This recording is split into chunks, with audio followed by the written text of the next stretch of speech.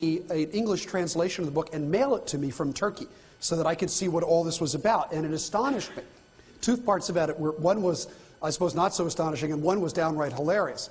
The not so astonishing parts is that all of the arguments made in the Islamic world for the scientific insufficiencies of evolution are just recycled versions of the ones that I've talked to you about here, so there's nothing new.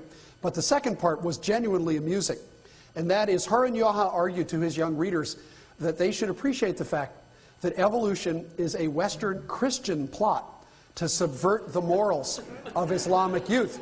And as part of his proof of this, he pointed out that Charles Darwin studied for the priesthood of the Church of England, and that proves to you that he's just another crusader, which I thought was a rather interesting take. But the other thing, that's worth pointing out, and I think that we can learn a lot from the history of the Islamic world.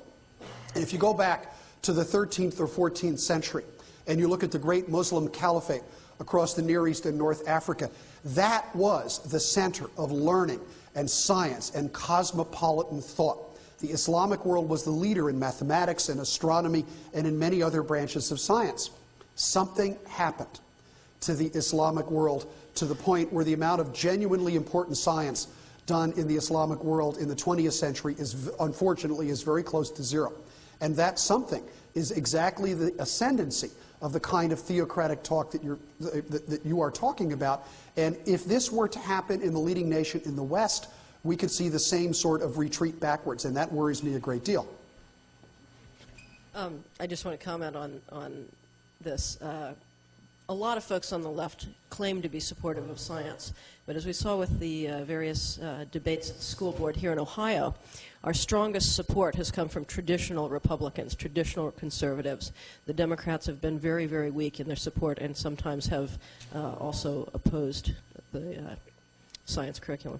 Yeah, and I should also point out, I mean, I showed a cartoon at the beginning to sort of point this out. I wrote an op-ed piece right after the trial that was published in the Philadelphia Inquirer.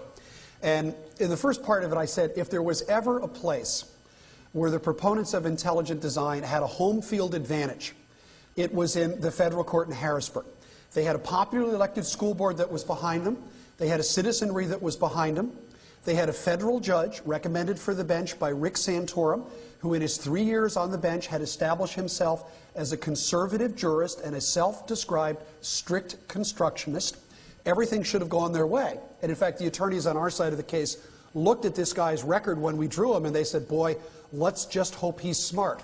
Well, as it turns out, he was. And he paid attention to the arguments, and he wrote a very powerful decision that I would recommend to anyone. And it's particularly powerful because it came from a conservative jurist. And that's a valuable point to make. Quite way in the back. I want to add to that gentleman's point before. You had mentioned about the Middle East. And my question is, what happened?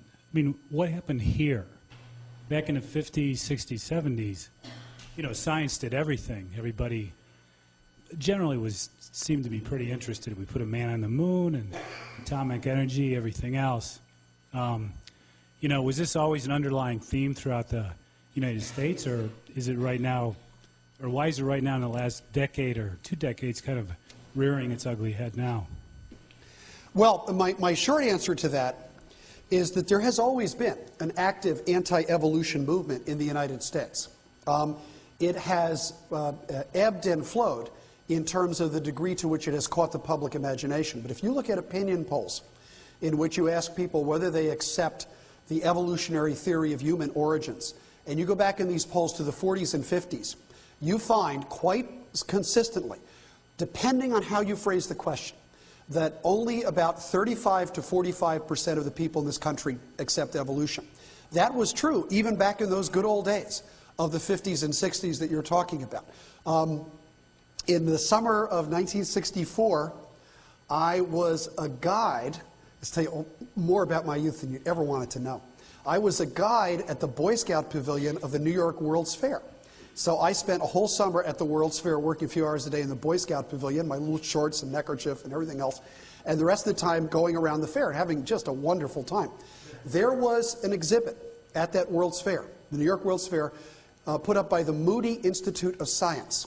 Because I was already a science geek at the time, I saw Institute of Science, cool, went in. It was an anti-evolution exhibit.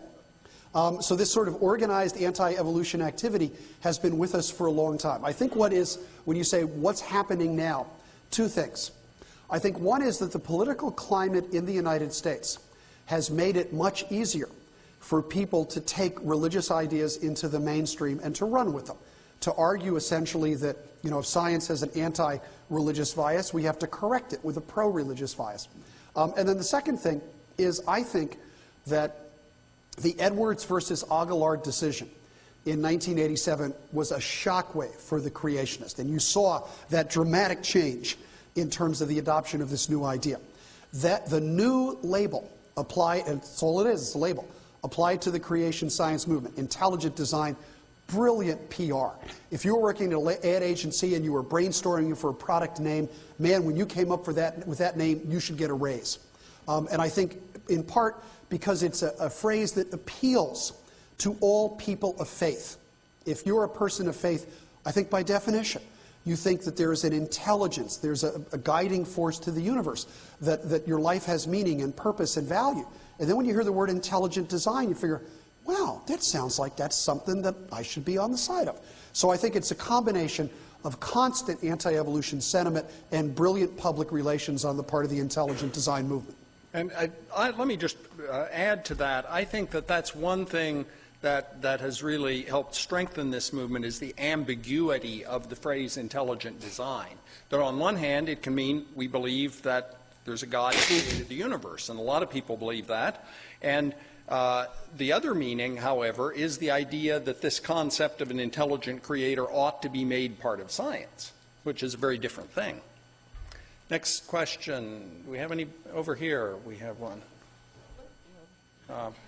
Right on the aisles. Okay, fine. Somebody over on this side, and then we'll get you next. Okay, there. You mentioned you were sort of upset by the scientists not popularizing or putting their views out there. There was an excellent show you may have seen, others may have seen, on Charlie Rose, where James Watson and E.O. Wilson were the people talking. Both of them have put out new editions of Darwin's books with their comments. Mm-hmm. And E.O. Wilson didn't have much to say about this, but James Watson unabashedly comes out with the idea that he absolutely doesn't see God fitting in anywhere. Okay, he's an atheist, or he's, whatever his position is. And he said all his friends also, he could think of only one friend who could mix the two. And I'm not sure that James Watson really has a large circle of friends. All right. Point taken, though. Okay, well, maybe the one friend who did believe is passed is correct. But at any rate, the question I have here, though, is in the way this meeting started too, with a prayer, is somehow it's seen as not, to be a scientist, you're almost afraid in the United States, maybe not in England, to say that you're an atheist, and you seem to want to promote the idea that you're a Roman Catholic. I guess the question is, how do those two things jibe, and how do they work with you and your mind? Yeah, sure. I don't intend to promote the idea that I'm a Roman Catholic. I mention it. I am unaware of scientists in the United States who tell me that they are afraid to say that they are atheist or agnostic, because they say that all the time. There was a very interesting survey of the scientific profession and religious belief that was done by Ed Larson, and I forget who the other author was. But it was published, I believe, in Nature, or was it in Science? In Science or Nature, just a couple years ago.